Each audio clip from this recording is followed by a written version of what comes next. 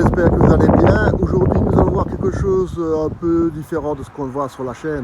D'habitude, c'est des jeux.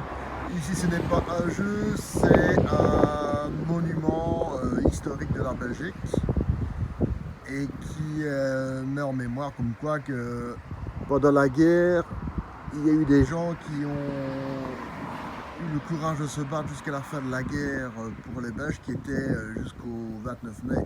Donc ici, quand les Allemands ont attaqué la Belgique, le fort en lui-même était en état d'alerte.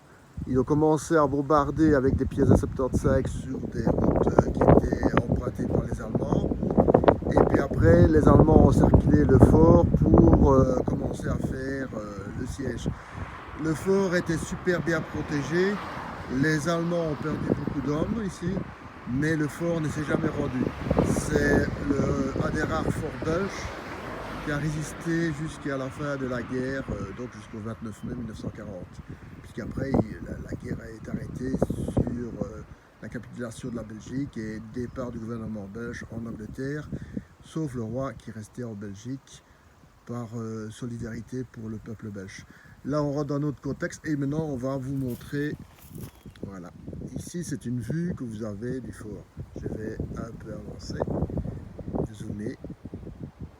Donc c'est des petites casemates avec des mitrailleuses qui empêchaient les Allemands de rentrer dans le fort.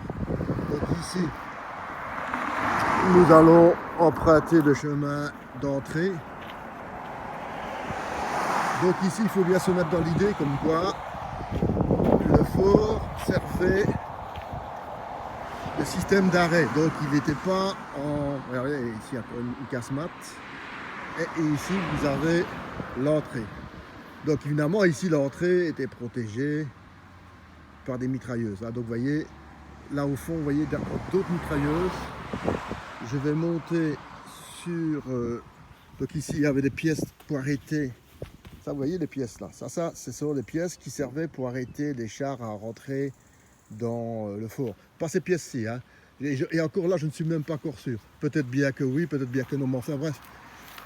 Sur cette partie-ci métallique, je ne peux pas commencer à raconter des blagues puisque je n'en sais rien. Donc je vais vous dire ce que moi je sais. Hein. Alors pour pouvoir avoir l'herbe coupée et bien rase, ben on met quoi? Ben on met des moutons qui servent de tondeuse naturelle. Donc ici, si vous voulez, c'est ce qu'on a vu au début à l'entrée du fort. Et ici, on est évidemment au-dessus de la porte. Donc au-dessus, on voit pas bien parce qu'il y a une protection. Vous voyez, on va faire un peu plus vers la gauche. Vous voyez, en fait, ici, il y a... Là où je vois ma main. Là, il y a un creux de 5-6 mètres.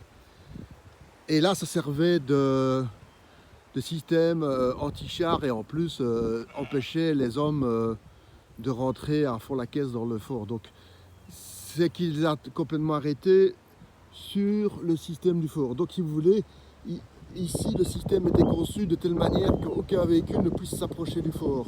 Donc tout ce qu'il y avait comme système qui pouvait rentrer dans le fort était bloqué par un système de creux. Donc vous voyez ici le creux, on voit bien ici le creux, hein. Là on voit bien le creux. Donc tout ça, et avec des canons de 75 plus des mitrailleuses et tout ce qui s'en suivait, ben, les fantassins allemands n'avaient pas beaucoup le choix. Ils étaient massacrés un après l'autre quand ils essayaient de rentrer dans le fort. Le fort a été beaucoup bombardé.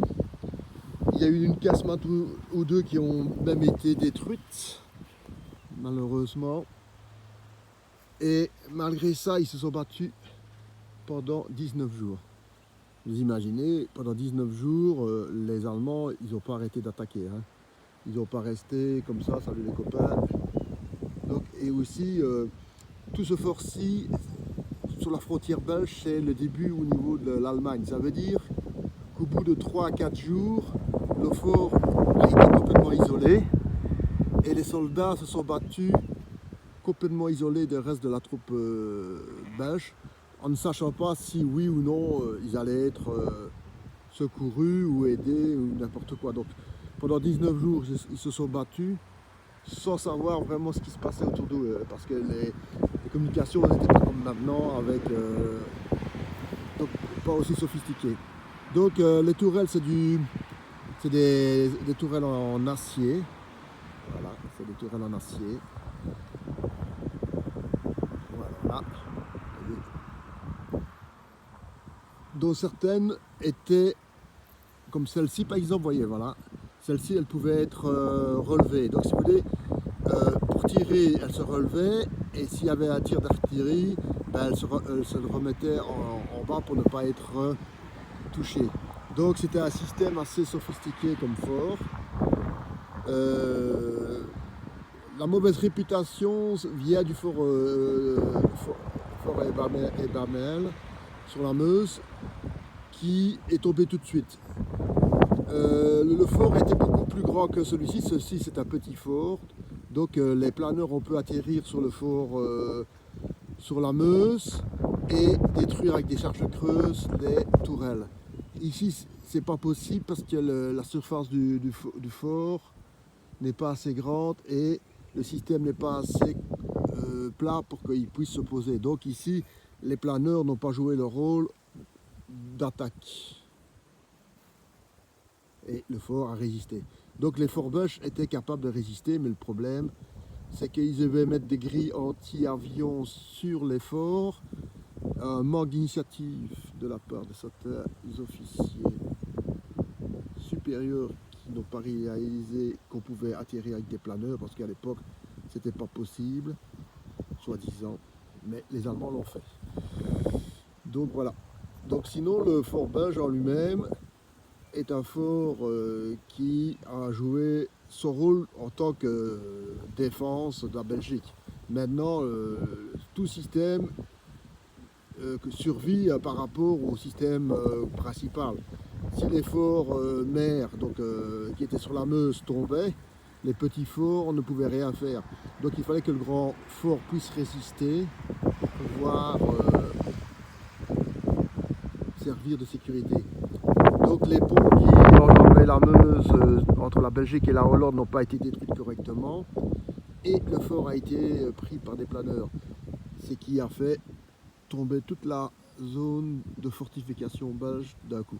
C'était une ligne de fortification qui n'est pas prévue sur la profondeur, mais sur des zones de défense bien précises le long de la frontière belge. Et ils comptaient sur les Français en arrière-plan pour venir les secourir.